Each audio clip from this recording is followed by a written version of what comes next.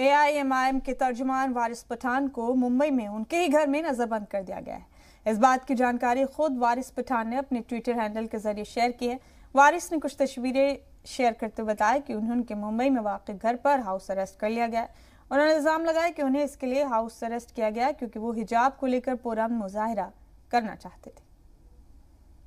हिजाब का मामला कनाडा हाई कोर्ट के अंदर पहुंचने के बाद मुंबई के अंदर भी उसके लगातार जो है प्रोटेस्ट देखते हुए नजर आ रहे थे। आज मुंबई के अंदर एमआईएम ने कहीं ना कहीं प्रोटेस्ट का इंतजाम रखा था, जिसके अंदर वारिस पठान और जो एमआईएम की महिला अध्यक्ष रिजवाना शेख, इन लोगों ने प्रोटेस्ट का इंतजाम रखा था। लेकिन कहीं ना कहीं मुंबई पुलिस ने उनको डिटेन कर लिया और प्रोटेस्ट कहीं ना कहीं नहीं करने दिया गया।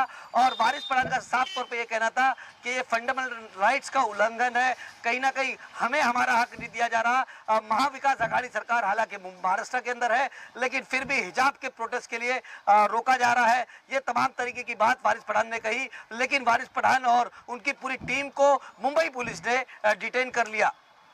जी मीडिया के लिए अमजद खान।